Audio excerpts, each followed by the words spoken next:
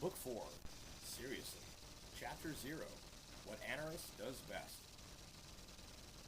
This was composed on September 11th, 2010. Merciful God, they're finally gone. Wait, you mean that dude, Harris inquired, just waltzes in and does his thing, and then when they leave, he goes with them and nobody can do a thing about it? Yep, Sophia answered plaintively. Wait, you mean he just says shit like what he just said, and they don't appear to be able to acknowledge his existence? Yep, Sophia repeated, with a slight sarcastic tone. So, if that Muhammad guy was right, Harris paused, her afterthought post-thought temporarily altered for the favorable. According to everything Sophia's people could tell her, and that markup tag / higher dimensional transition functionality resonance pun intended, was based on her word, as none of her people seem to be present, although she claims that they are within you and all around you. You just can't see it all if you're alive. Anaris added, God loves you as much as you love God. The kiosk's first appearance in the realm of gods was quite humorous. His nude form suddenly appeared, with a mother figure in tow, vaguely familiar but unabashedly obscured. As his body released itself from the stasis of cross-dimensional existence, it gasped, and its eyes opened, bright Atlantic blue, with silver-outlined ring of gold into the pupil, which, had it ever encountered an unilluminated space in its journeys, would not have seen it. Stood up, looked around the room, and ran to the balcony. Fascinated, it enters the room, now fully dressed in a t-shirt, slacks and sneakers with matching socks. It winked at Sophia, and the first word out of its mouth was, "Hey." And the entire room fainted for the last time. Coming soon, what happens after they can stop self-destructing, and how, why, what that implies. Book 4, Chapter 1, The Named Herald's Riddle. Infinite possibilities expand, surrounding those who can appreciate its splendor. The myriad potentials abundant, just beyond the limits of physical being, within the sphere of increase. The increase is in the likelihood that in the surrounding space, a conscious entity tends to exist. In corporeal sense, it is a body. In metaphysical sense, it is a soul. Sans senses, it is formless and infinite in nature. In observation, it is the sphere of omniscience, although how or why there needs be an eye on the outside of infinity is beyond me entirely. Get it? Anaris asks the room, glowing with anticipation. As crickets chirp, Gabriel sighs lightly. The kiosks laugh, then stop.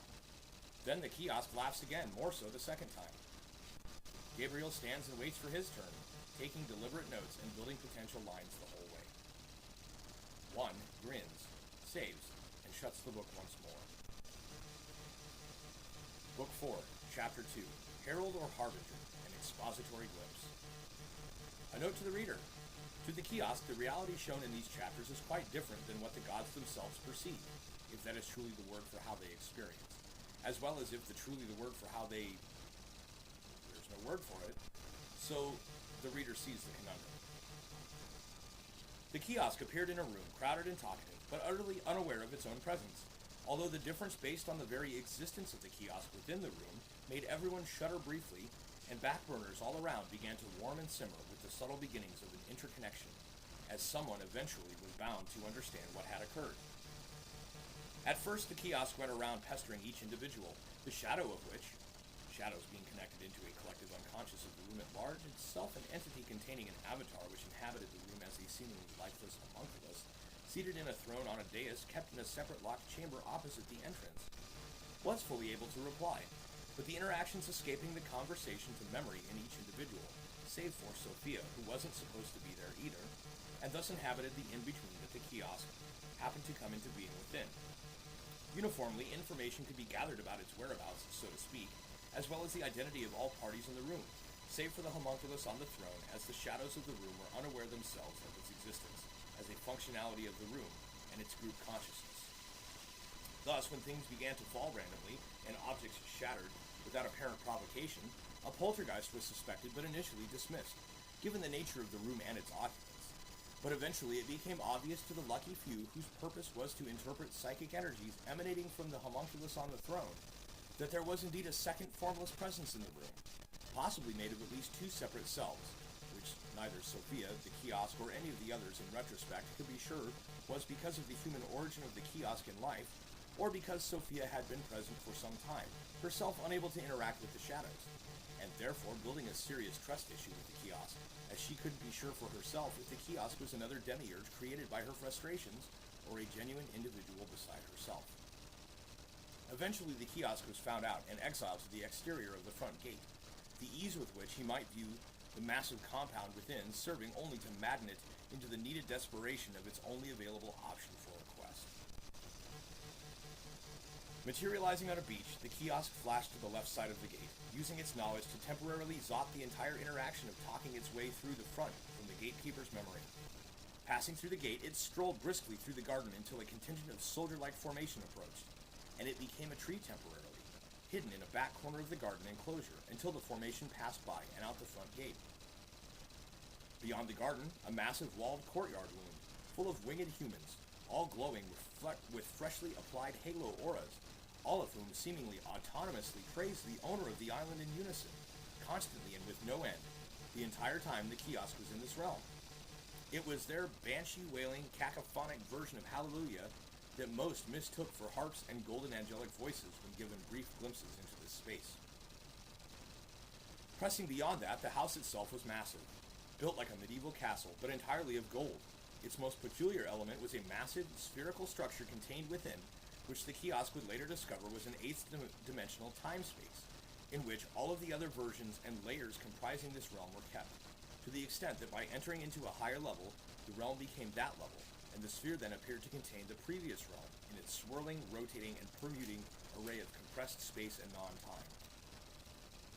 Briefly admiring the structure, the kiosk crouched, uttered a god name mantra for stability, and then rocketed straight to the center of the sphere, its target appearing clearly on the exterior of the structure for the full duration of travel required to reach its outer limit. A forbidden zone patrolled by powerful beings made entirely of golden light, and which in actuality was light years above the visible castle, but which appeared only a few meters above the rooftops of the spires and buttressed towers of the first castle.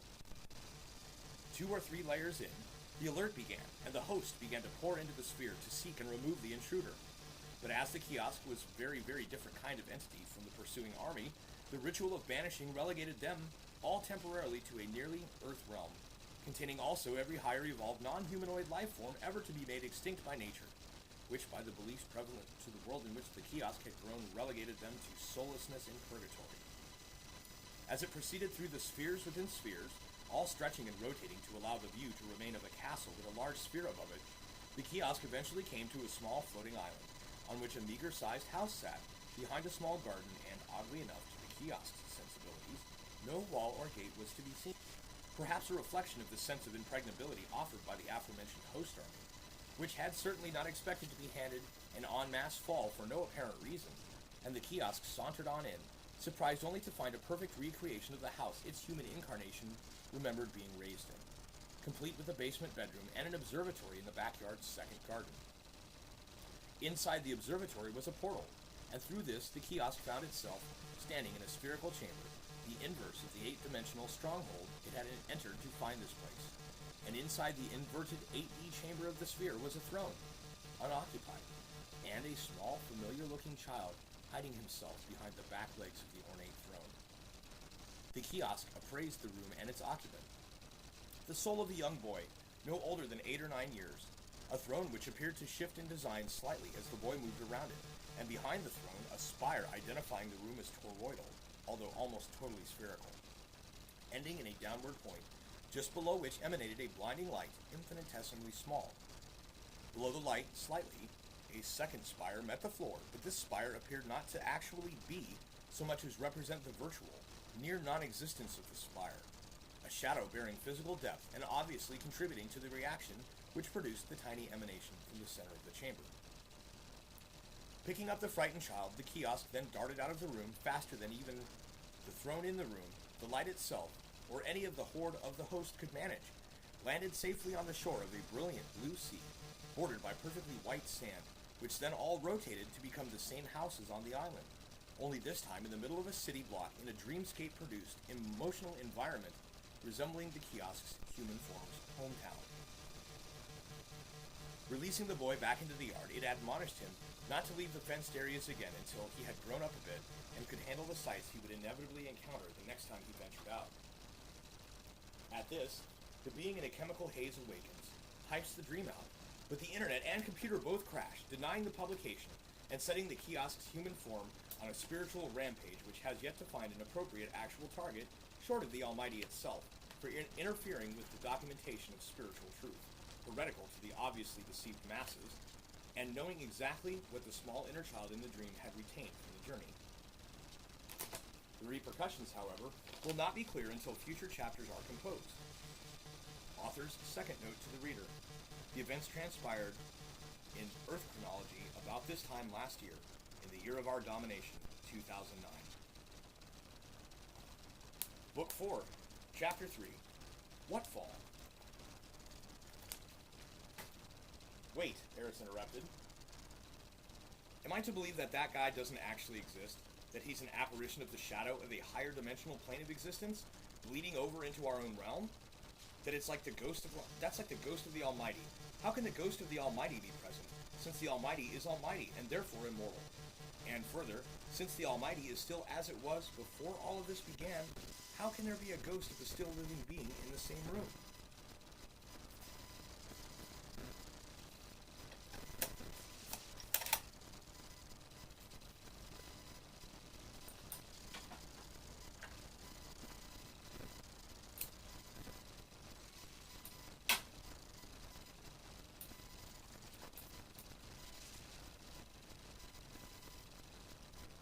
That is something, Sophia mumbled, slightly embarrassed, that my people are still trying to figure out.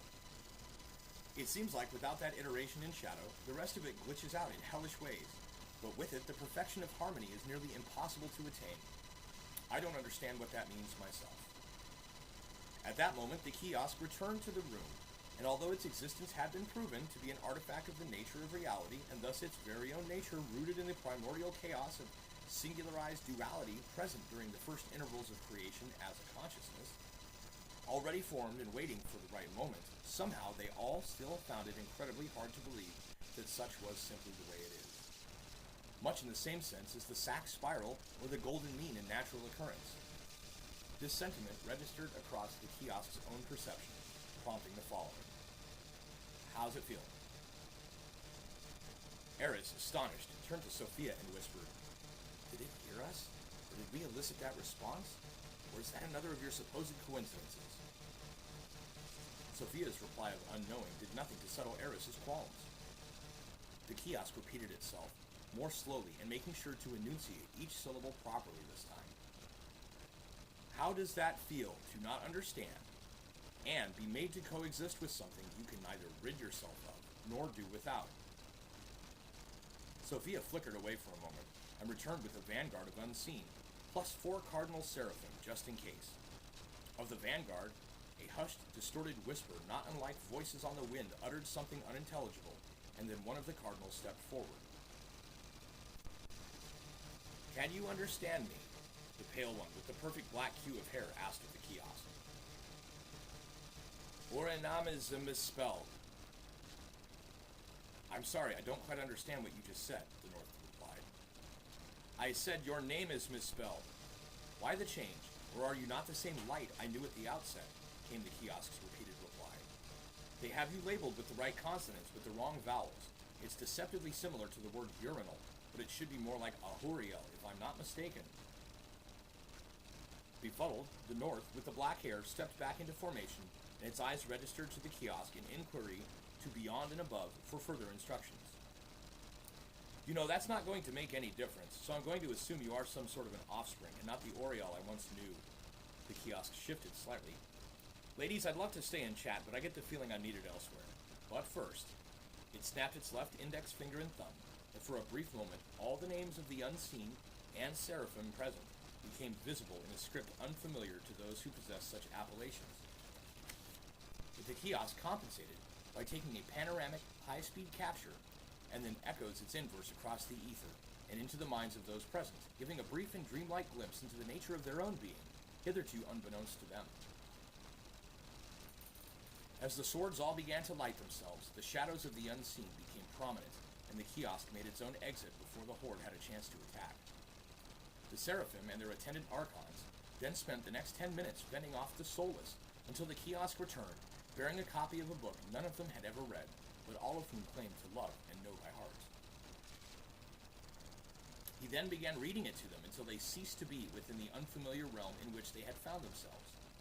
Their next encounter with the kiosk, back in their own rightful realms, would be a much different set of circumstances, most of which differed from the prior in ways none of them was capable of comprehending, let alone noticing.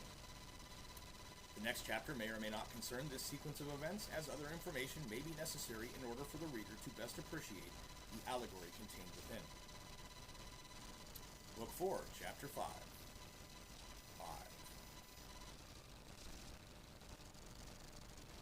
I'm starting to think, Eris mentioned, that something has happened to me, but that nobody is willing or able to let me in on it. Sounds about right to me, came the kiosk's reply. One day, about a year after the events of chapters 2 and 3, while meditating, the kiosk decided to go for a walkabout and found itself back in heaven. Only now the place was vacant, except for the occasional ghost and refugees from various pantheons long since past, who were hitherto forbidden to enter under penalty of obliviation. Noticing that something was indeed awry, it sought out the ghost of Sophia and her newfound companions, Eris, and her formless sister, Anaris. After much searching, the kiosk managed to locate them in the bathhouse of Gabriel, adjacent the throne room of the seventh sphere inward from the first apparent paradise to which it had entered. Cautiously, it became formless, and snuck into the room by posing as a steam cloud, which was easily rooted out by the sisters and Sophia, as the shower had been in disrepair for some time, and no running water was present. "Hey, you!" Sophia called out. "What's going on? I thought you were here on a rescue mission, not total eradication."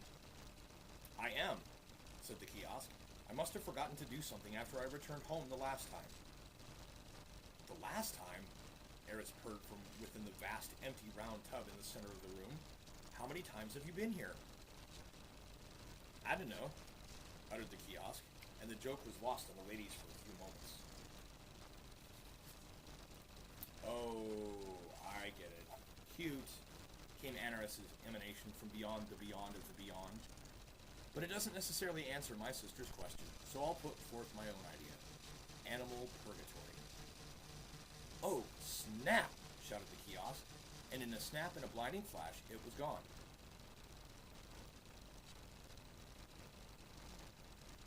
Meanwhile, in the purgatory reserved for creatures not human, whose souls had been banished by the arrogance of ignorant mass belief and literal interpretation of obviously symbolic writings, the entire heavenly host had begun condensing itself into relevant archetypes as a survival mechanism.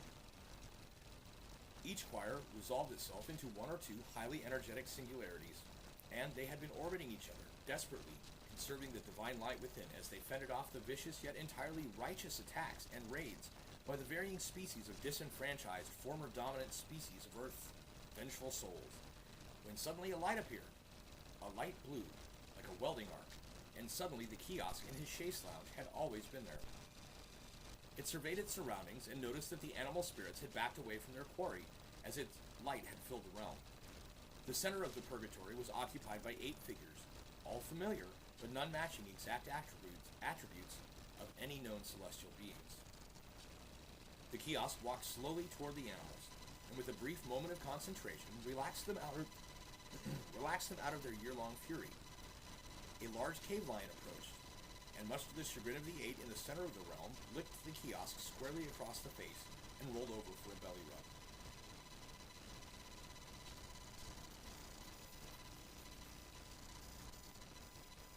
Meanwhile, in Gabriel's throne room, Sophia was sitting on the throne and reading an illustrated history of spiritual practical jokes and deceptions, a curious volume dedicated to chronicling each and every point at which humanity had been fooled and robbed blind by the very same beings who had claimed to exist to protect and guide them. It was her uproarious laughter that brought Eris into the room to seek the source of the roaring outbursts. "This is so cute," she said to Eris. "It says here that I'm dead, and that in most parts of the world, completely erased from the public consciousness. Who would do such a thing, and why?" "Search me," Eris smiled. "I didn't do it, nor was I there to witness it, or so my apparently modified memory tells me." she shrugged and went back to pretending to take a bath with her almost imaginary twin sister. The kiosk turned away from the band of terrified, newly created gods, and with a wave, raptured the entirety of the civil creatures trapped in purgatory, and then awaited cautiously the return of the considerably wilder creatures that had teleported away when it had arrived. The archetype of Seraphim looked at it, and then softly inquired what was about to happen, to which the kiosk replied that there would be great monsters arriving soon, and that it would spare them the horror of being eaten alive in a realm in which death was now impossible for them to taste. The other archetypes, cherubim, Nephilim, Ophanim, Presence, Scribe, Archon, and Godhead, formed a rudimentary phalanx with the remaining energy and became as a rock pile until the rest of the threat was gone. The kiosk christened the new seraphim as Huish-like El, and manifested for it a brilliant burning sword made of gold infused with diamond, and suggested that it stay behind the kiosk if it got too tough. Just then, the shadow appeared on the horizon, out of the fog of purgation, and the horde of the unseen approached once more. The kiosk began to bristle and pace as its glow increased and deepened into a cobalt color with sparkles of diamond pervading it. And before the mystified archetypes, an integrated armor made of what seemed to shift between scales and feathers congealed around it and the Huish-like one.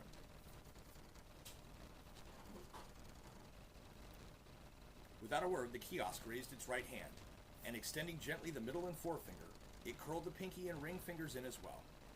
The light from this hand became so bright that the 7 cowering archetypes lost consciousness within the Az rock pile, and the horde began its assault. From the throne room of 7, Sophia dropped the book and flickered outside. The sphere was vibrating intensely, and its usual metallic sheen had been replaced by an ominous obsidian veneer. From within, she could hear a low rumble that began, in increasing frequency, to alternate between piercing shrieks, the likes of which she had never before heard in paradise, and thunderous booming that reminded her of something she knew, even, and that she had heard before, but the memory itself suggested that it came from before the beginning, and she knew then that why she couldn't remember the origin of the explosions. The kiosk had begun a battle that would end in the death of a deity. Little did Sophia know that the intent and irrevocable, inevitable outcome would not be a death, but an entire remaking in a different image, perhaps this time a bit less narcissistic, and considerably more compassionate, with the eager willingness to learn and grow as well. Book 4, Chapter 8. Eris twitched slightly, the first movement her sister had seen in weeks since the eruption of the sphere and the consequent annihilation of all but 3 of the layers contained in the entirety. Sophia had yet to return from her visit with the top. In the realm of angry ghosts, the kiosk and Huish-like El continued their vigilant watch as the energetic field erected by the kiosk held strong, despite the fierce sorties regularly carried out by the realm's obviously displeased inhabitants. "It's funny," the kiosk mentioned one hazy afternoon. "I know I should be able to beat this single-handedly, but for some reason it just never quite works right." "Have you tried asking the gods to assist you in this?"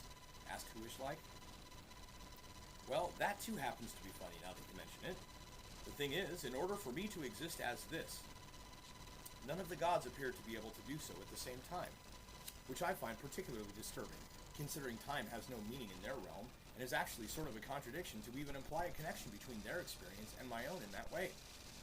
But what really buggers me is that in that department is that if I were to cease, nothing, literally, would exist at all, least of all the gods and their palaces and pantheons." "I think you lost me somewhere along the way. I can definitely recall you saying something about it being funny, but otherwise it's silence or gibberish coming from you." "Never mind," the kiosk sighed. "Yeah, you keep saying that too. What's that about?"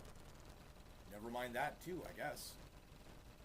Suddenly, the horde began yet another attack on the sphere of energy surrounding the ramshackle shelter containing 6 simpering archetypal homunculi, Huish-like, the kiosk, and the curiously familiar figure whom the kiosk had nicknamed Yeah. For reasons completely beyond the comprehension of any of those present. This time, however, the horde's attack seemed different. Standing in a circle surrounding the energetic barrier, they all raised their heads all the way back and howled almost as if in pain, and the kiosk had almost begun to think they were about to give up, when a blindingly bright flash of light shattered the sky momentarily, even through the electric blue field enveloping the 8 remaining figures, and the small, poorly constructed hut in the center. Out of the flash fell a dark figure, moving faster than anyone but the kiosk had ever seen move before, and suddenly in a blur, the horde became past tense, and in another blinding flash, the whole horde transcended and went on to incarnate themselves as a very grumpy forest in a distant alternate universe, only accessible via another book written by a different scribe, which the author of this work lacks the rights to mention by name. A tall, dark, feminine figure walked out of the smoking remains of the horde's incarnation, fast becoming a wind-blown pile of soot and viscera, and straight through the supposedly impenetrable shield itself. Figures, the kiosk mumbled in a chagrined and somewhat effusive manner. Every fantasy adventure story needs a sexy Amazon warrior to save the men's ass.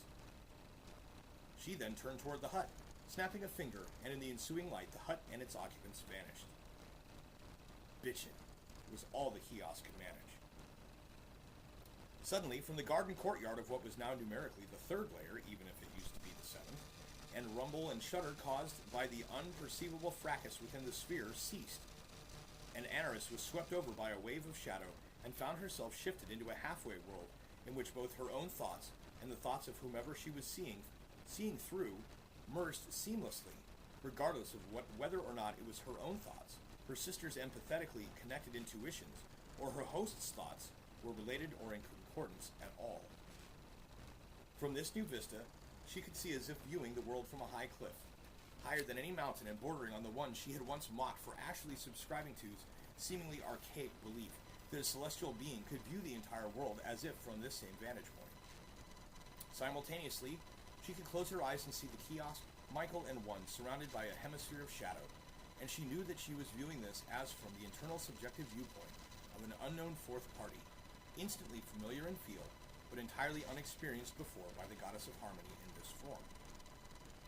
The kiosk said something, which by reading its lips Anaris could make out as pitching, although she knew this was probably an error on her part as to the interpretation of this bizarre new view's means of perception. Chapter 13. Radius. Gabriel regained consciousness in the throne room, but was immediately confused. His degree of omniscience had shown him almost immediately that while the location itself was correct, the hierarchic position was drastically changed. Initially, the impulse had arisen that the need was dire to understand this change, its reasons, and the means by which this had occurred. What never occurred to him was the circumstances leading to this change, nor specifically did it occur, at least for a considerable time, that anything had in fact occurred along the line of a reversal. Surveying the obviously changed and yet subliminally unchanged environment around him, the first thing noticeable was the presence of a new shadow, the image of which was somehow even closer to the image of God than the last. The second thing he noticed was the unmistakable sense that the adversary had returned, and yet at the same time Michael's renewed presence without the slightest intonation of a battle to ensue.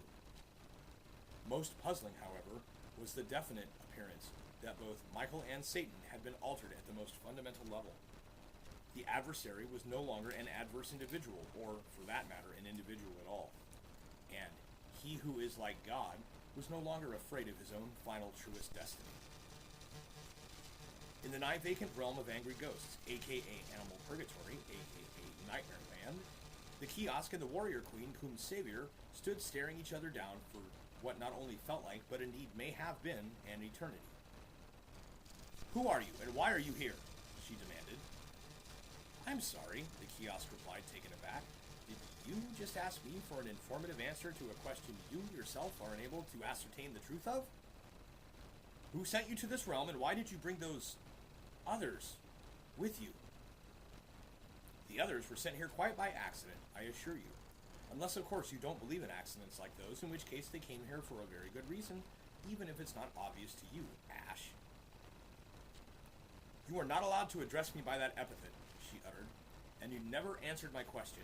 Who are you, and why are you here?"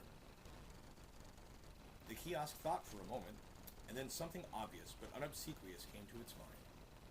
It glanced back at the goddess before it, and thought, "You are nigh omnipotent, but your omniscience and omnipresence are lacking, or prohibitively so." She stood, expectantly, as if waiting for it to speak, having not received the intention projected by the kiosk. "I am new," it said. New? She gasped. New? I thought the creator was long since finished, and now I get to deal with yet another imposter, meant to offer solace in replacing the irreplaceable. Is that your purpose? No, not specifically, although since you happen to be the original template from which all other divine feminines are derived, such would be interesting, if not pleasing, for a time at least. At this, she vanished from sight, but the kiosk could clearly see her shadow still standing there, and moments later it turned and her after-image walked slowly and silently away, but was unable to exit the light blue hemispherical field surrounding the kiosk as she had first entered. The shadow turned, approached, and the kiosk spoke directly. Sorry, we're not finished here yet. Escape will not be so easy. Stunned, the goddess rematerialized fully, and with an inquisitive look on her face, asked once more why the kiosk had invaded the metaphysical realm, altering literally everything merely by being present within.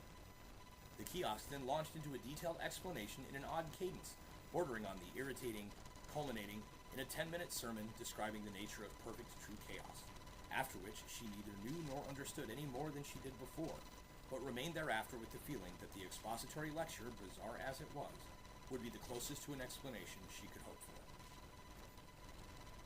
So basically what you're saying is the creator has inserted in Medius a self-regulation functionality for the entirety, which in itself is neither good nor evil? Yep. So that's how you knew my old name. Yep. So what now then? From within, Anaris quietly practiced reading the kiosk's lips as he spoke with the deity she was encompassed within and by, and a vague dawning arose in her that part of the speech being given was, in fact, for her own benefit, unbeknownst to the hitherto unidentified goddess. Finally, she began to understand what was being said across the veil, and just as she ceased direct focus on the scene before her, Eris's sense of confusion subsided as the zot finally wore off. Suddenly, she snapped back into the eyes, in time to recognize the following word name being uttered by the kiosk. Ha Shira Lala et Tu. And as the terminally stunned goddess heard her own true name spoken aloud, she froze as if in a still frame of animation, and within her, Anaris could just barely make out a pattern forming in the air around both her host and the kiosk, a series of tiny, interlocking circles, which when woven together formed the pattern of light. Just then, Anaris felt herself being pulled outward, and soon enough she found herself standing beside the kiosk, staring in wonder at the frozen image of the most amazingly beautiful female ever created, and weeping slightly for it. Hey Anne, want to see something real interesting? And the entire realm vanished around them, leaving the goddess, Anaris, and the kiosk floating in black space.